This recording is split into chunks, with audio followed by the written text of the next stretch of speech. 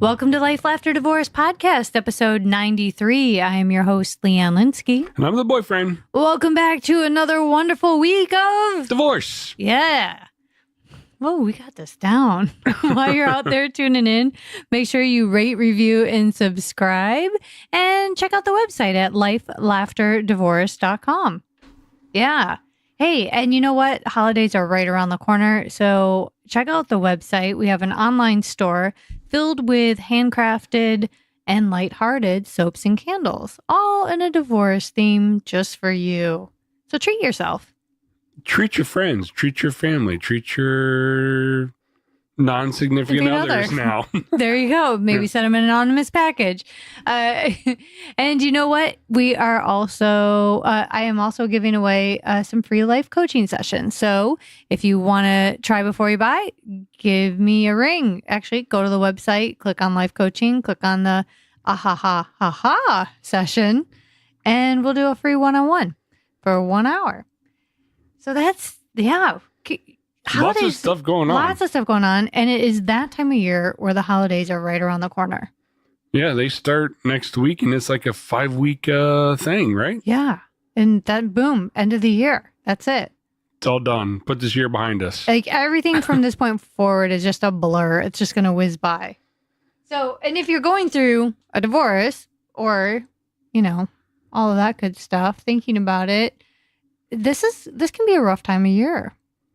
To go through a divorce, yeah. Especially when you have family and business functions and all these things where you got to be cheery. Yeah. And especially even if it's in your first year. So like, let's say you split up, you know, last year. This is your first holidays alone for some people. And it's kind of different, especially if you had been with somebody for a long time. Well, hold on. You say alone. You're not alone. You're not alone. But you're not in couple. You're uncoupled. Which is fine, man. Yeah. You were uncoupled when you came into this world. But a lot of people get hung up on that. And it's like, oh, I don't feel right unless, you know. It's like, no. The boyfriend makes a perfectly good point because it's not a bad thing. It can be a very good thing. And I've done a lot of years without anybody. And it's fine. Yeah. You survive. It's fun. You spend time with family and friends. Yeah. Yeah. I agree. And I spent many years after my second marriage, you know, going to all of this. Let's talk about that. Yeah. So you've actually been through this. I've only been through breakups, which is whatever, just a relationship. Well, let's start with that, right? With breakups.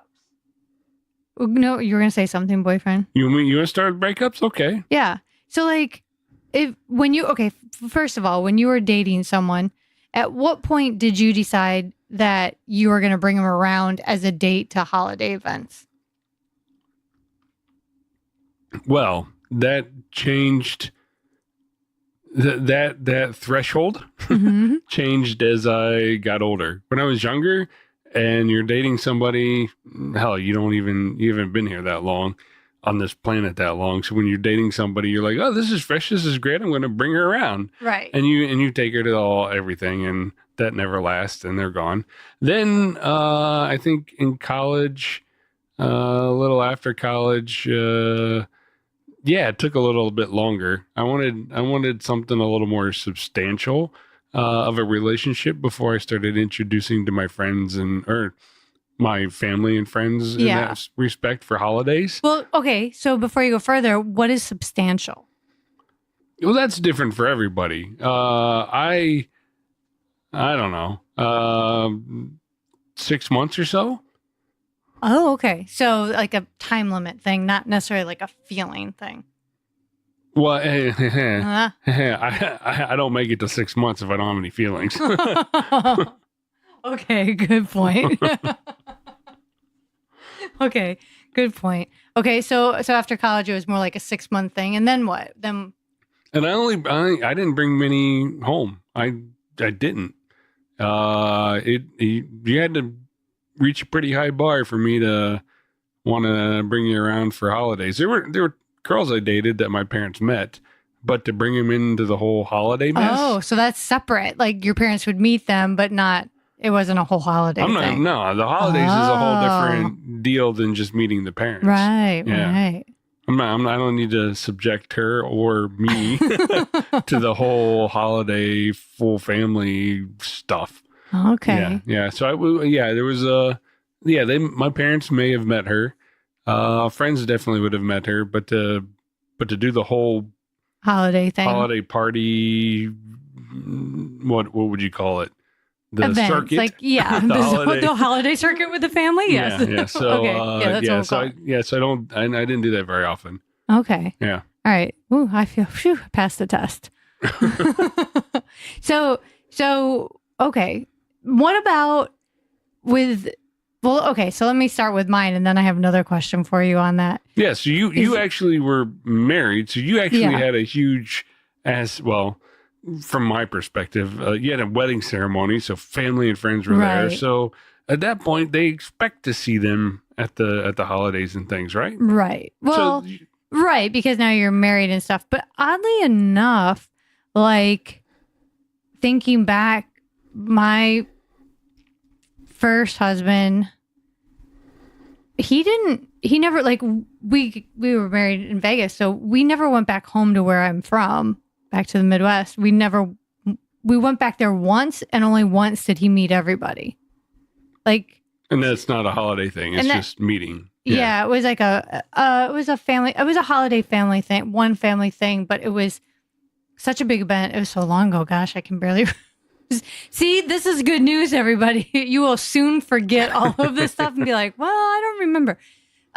So yeah, it was really weird. That was like the wedding, and then one other time that he had met extended family members. And then my second husband, he met even less family members because it was my second wedding. So there weren't that many people who flew out and came out to the wedding. It was like all coworkers. So it was much different in that sense. And then he never, ever went back home with me and all the time we were together. So and this isn't about bringing your husband around. This is about divorce. So after you divorced both of these individuals, what was it like? Did you bring were you dating your second husband before you got married during the holidays? Dating my second husband? Yes. Did you bring him around? Gosh, I don't remember. Oh, see, you forget, ladies and gentlemen. You forget. This is really good news. You forget this stuff, and maybe I'll probably remember it at like 3 a.m. tonight. I'll be like, oh wait, yeah, don't wake me up. I think I brought my second husband around. I think he met my parents somewhere. I don't remember when. I knew it was serious though, right? Like I didn't bring him around like the minute we started dating. It was like, no, it was later when I knew. I was serious, and then but hold on, back so our listeners are refreshed. I dated, Hold on. So you got divorced. How long between your first divorce and your next marriage? A couple of years. A couple of years. Okay, yeah. So in that couple of years, you met this individual. Yeah, you got serious with him. Okay. Yeah, and I don't remember. Yeah, I don't remember when. I don't even remember how soon I brought him around my parents, because my parents live fairly close. But yeah, and then but after my second marriage, my parents specifically said, you know what, just date, but we don't really want to meet anybody. So after your second marriage, after it was over, then your parents made the call. Yeah, they're like, don't bring anyone else around. Yeah, and I don't know if they were kidding or not kidding, but no, they were serious. They were serious. So I took it as serious, and I was like, yeah, okay, good point. I think they were serious. I think my mom was like, yeah, we probably don't need to meet anybody, because they get attached. They liked both of those people, and they got along with them, and they're like, yeah, that's, sad. So, yeah, so I never even brought anybody to a company holiday party for many years. I think I only brought someone like one time. Well, hold on. But company holiday things, the company holiday circuit's different than the family holiday circuit. I was very close to all the people I worked with. So, and my ex-husband used to work with me, so I didn't bring most of those people had been at our wedding. So I just didn't bring people around. And plus, it just didn't make sense. I don't know. I just didn't feel right doing that. Well, yeah, because you dated somebody you worked with. That's bad. You don't Married do that. him, yeah. Well, you dated and married him. That's bad. You don't do that. Yeah, you don't. It's not a good idea. So, but I don't know if I would have brought someone around anyway. It just didn't seem, it just didn't work for me. So many holidays were, holidays like this is that kind of time where it feels like you should be with someone. It's kind of romantic. Everything you see is advertised for couples to be together. I'm glad I don't watch advertisements then. Yeah, you don't. You don't even watch TV. So it gets that feeling like you should. But truth of the matter is you shouldn't. People shouldn't say should or what you shouldn't be doing. Those people should be minding their own business. You have to do what's right for you. But I experienced so many years of doing things alone over the holidays that I would do lots of things with friends, lots of things with their families. I took it as an opportunity to try things you wouldn't normally do, because once you get back into a relationship, you're stuck.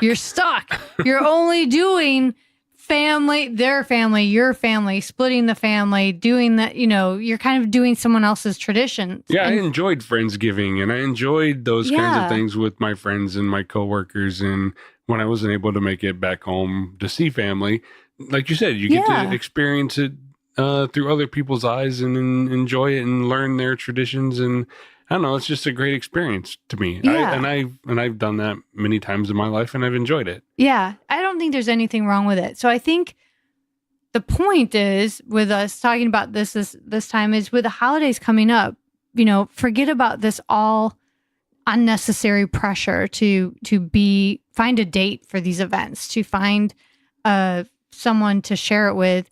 It doesn't have to be a quote date. It could be a friend. It could be a family member. It could be volunteering. I did a lot of volunteering. I loved volunteering, especially at the holidays, because it matters. You're doing something that really matters. Like there's other ways to feel good about yourself and to share in the holidays with somebody else without it having to be picking Well, you can actually right now. experience what the holidays are, some of the true meanings of the holidays are, instead of just focusing on the one person. Like, oh, this is so. No, you can actually experience the holiday, which is giving back and helping others and enjoying the time. Another thing that friends have done when they've gone through breakups and things, I love to travel after my divorces, and so holidays can be a great time to travel and do something very non-traditional.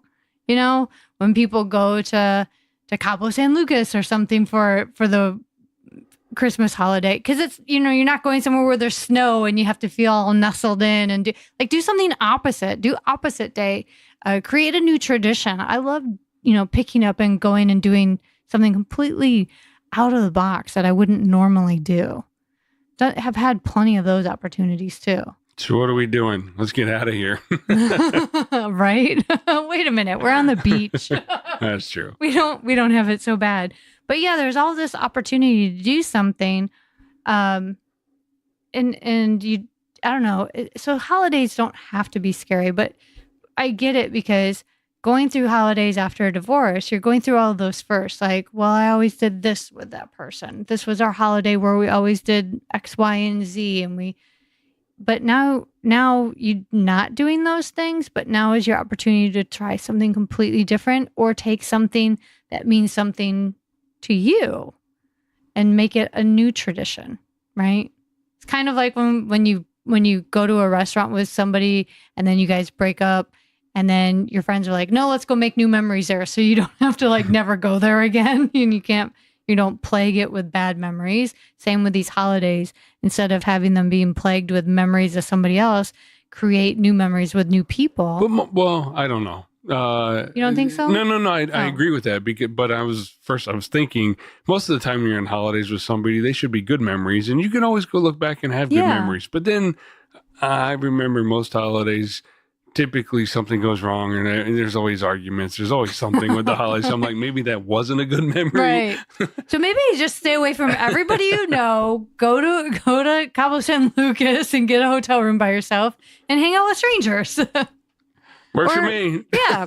So there's options. We know there's options. But then also when it comes to the holiday parties, what would you say, boyfriend, is like, what would you do for company parties? You said they were different than family. For me, it wasn't, I could bring people there because I didn't date inside of my own workplace. Oh, okay. So I could bring new people all the time, and it was just whatever. And then the guys I work with would be like, hey, nice job, or hey, why that one, kind of thing, and no big deal. And if she was around next week, it was fine. Why that one? People said that?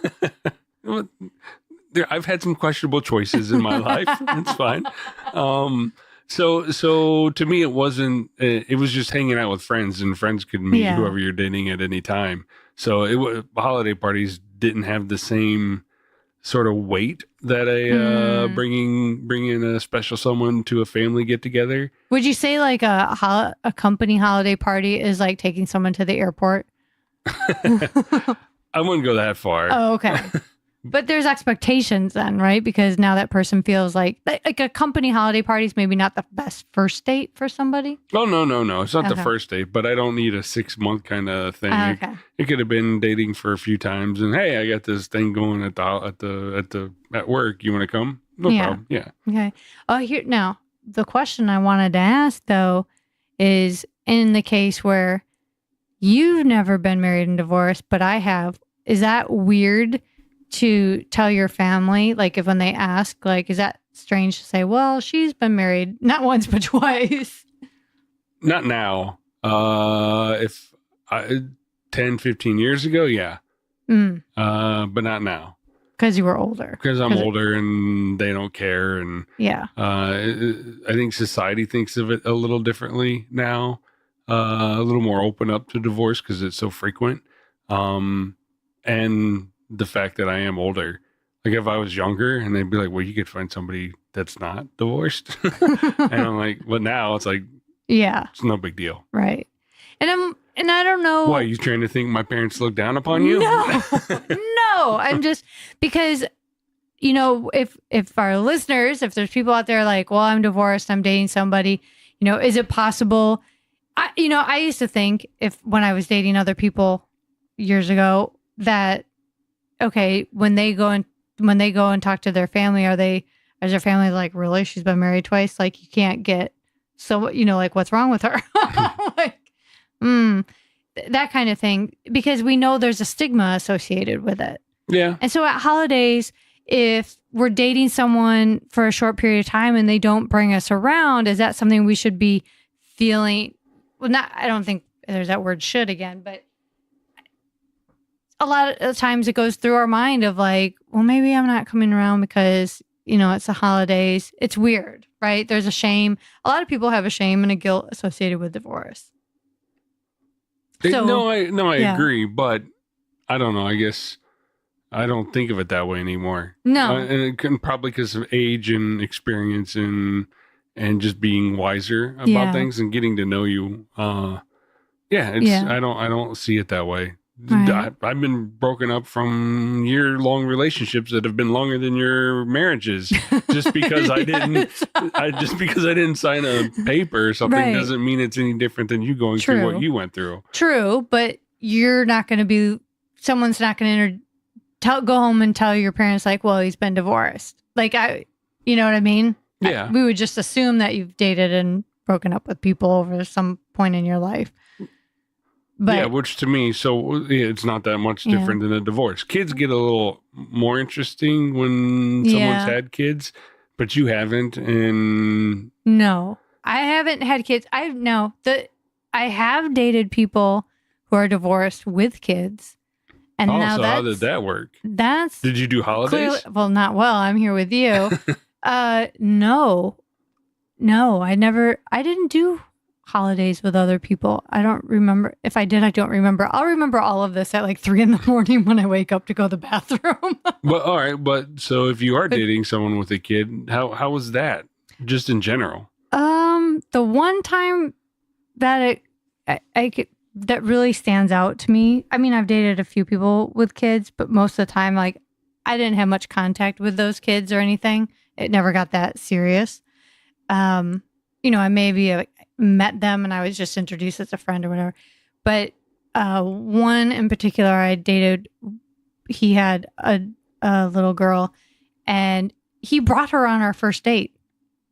My mind was blown. It's like, okay, how do I handle this? You know what I mean? And it went well. We had a great time. And Chuck E. Cheese? No, we went bowling. Okay. And she was adorable. And we ended up dating for a while, and she was great. She ended up calling me mom. Wow. And we weren't together all that long, but he was a good person.